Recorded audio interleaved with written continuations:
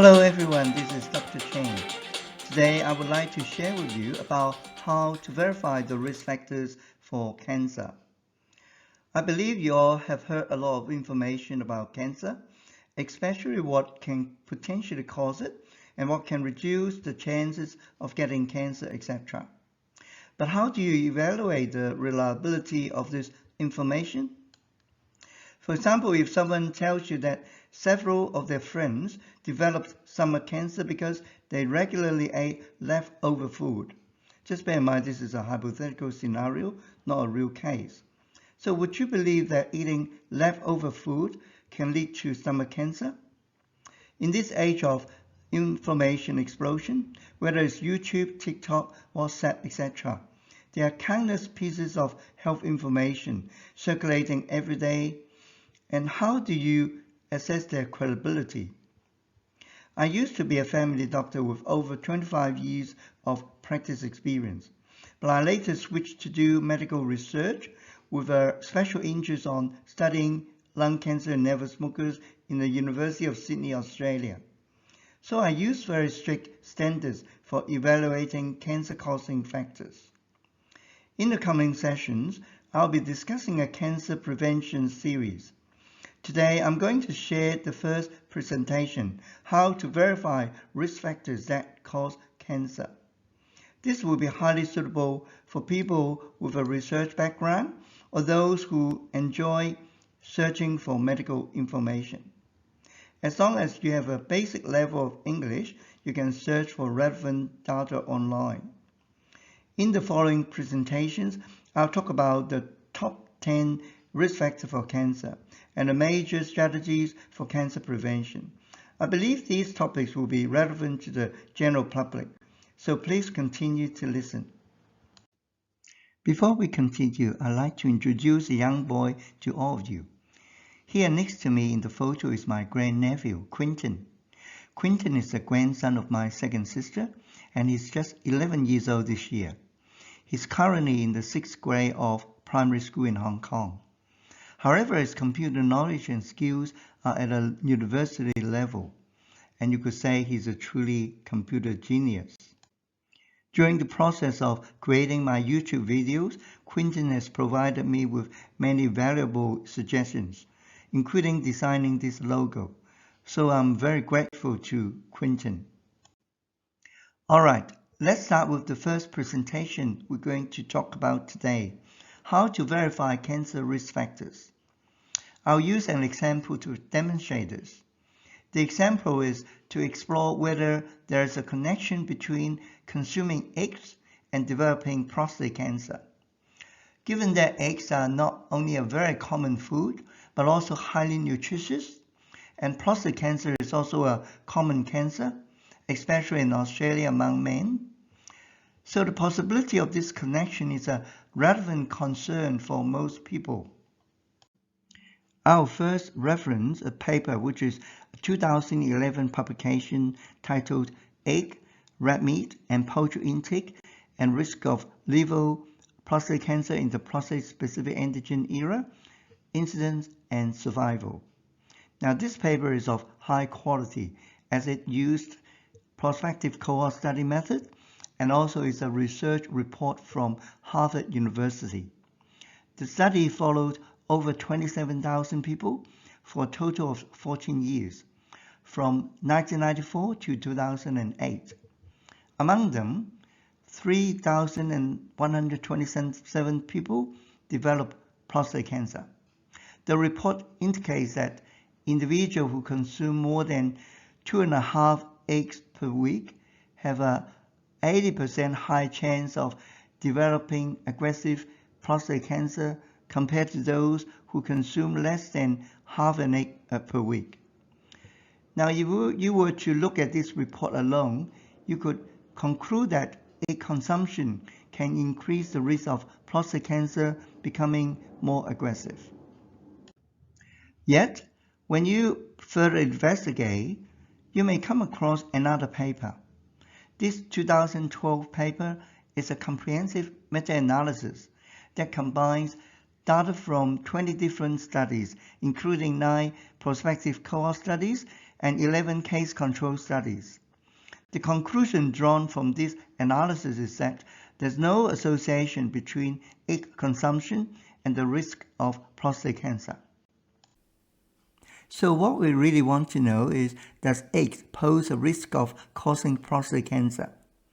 Here I will introduce the International Agency for Research on Cancer, IARC or IARC, an organization under the World Health Organization, WHO, and it is the most authoritative organization for evaluating the carcinogenicity of substances and widely regarded as the global authority in this field.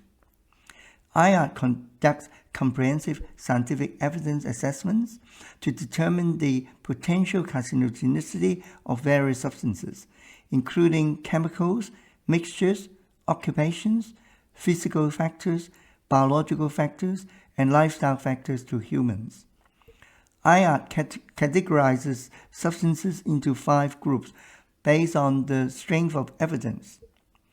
So this group 1 is carcinogenic to humans, and this category includes substances for which there's sufficient evidence to indicate that they are carcinogenic to humans.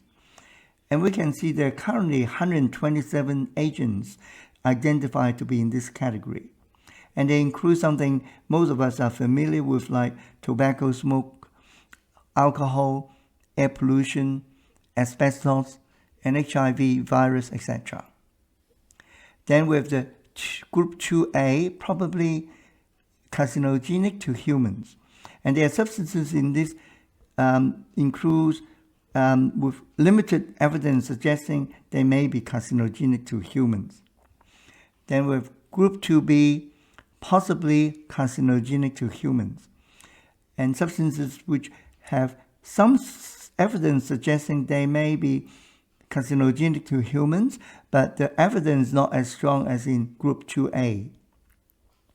Then we have group 3, not classified as to its carcinogenicity to humans.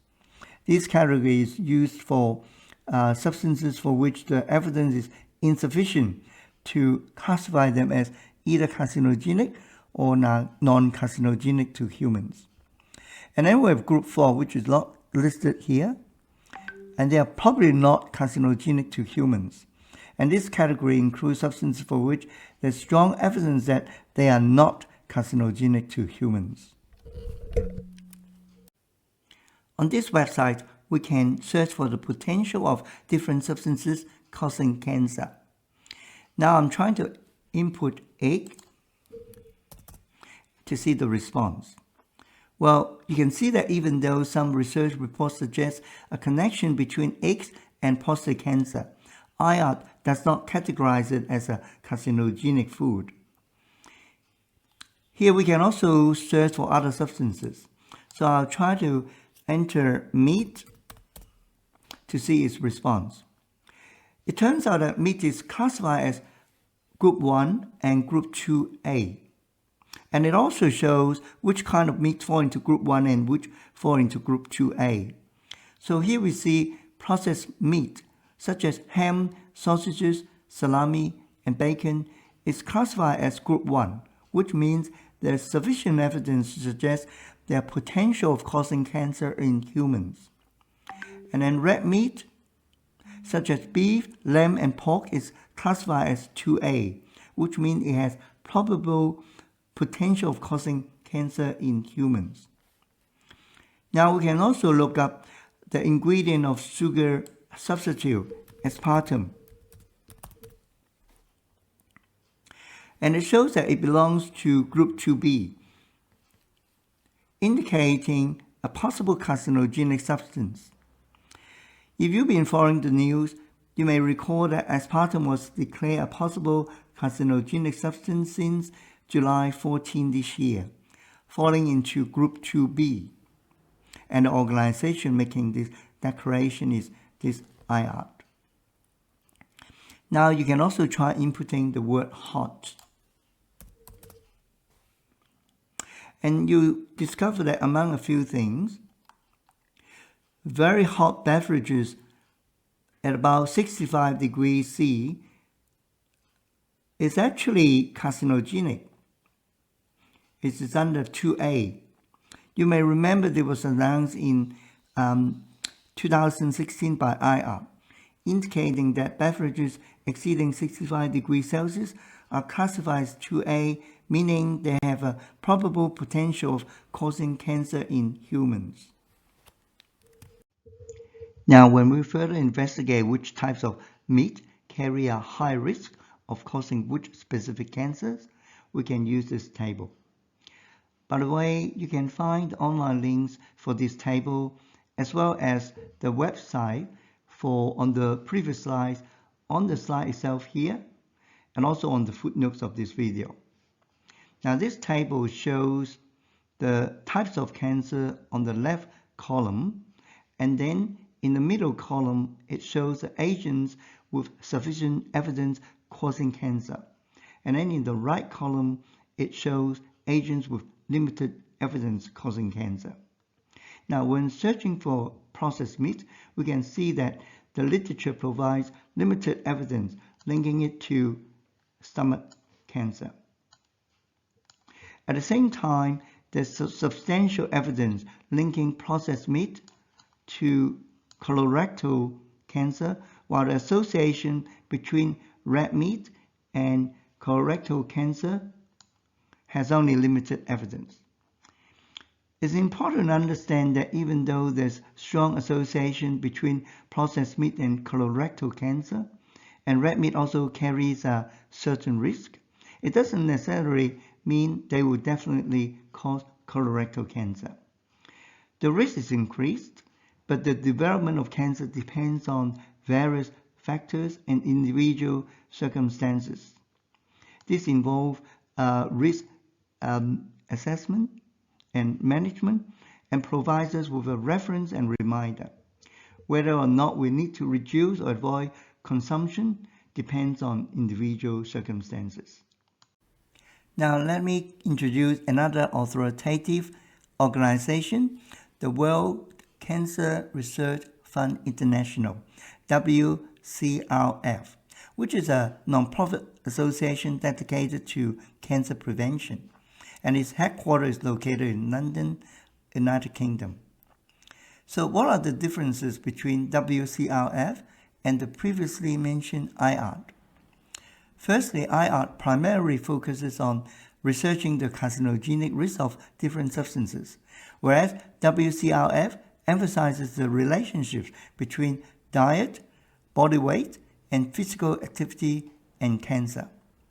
Also, while IARC mainly studies the risk of cancer, WCRF not only examines the risk of cancer, but also explores the potential for cancer prevention. As a result, WCRF provides more information on cancer prevention compared to IARC, although it may not provide as comprehensive research as IARC does. Now let's take a look at how to use this interactive cancer risk matrix tool. First, observe the y-axis on this chart, which represents the level of risk and the strength of evidence.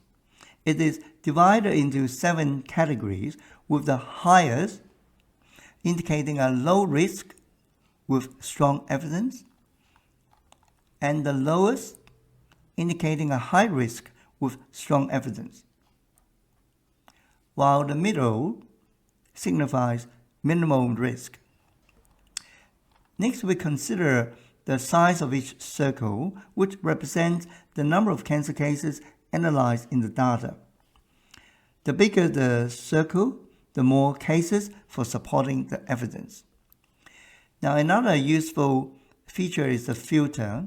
For example, if you want to focus on risk factors for colorectal cancer,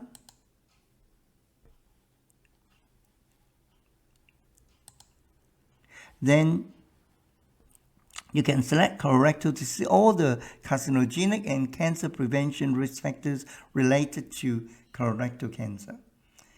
So you can see that there's strong evidence that physical activity reduces the risk of colorectal cancer, while processed meat increases the risk.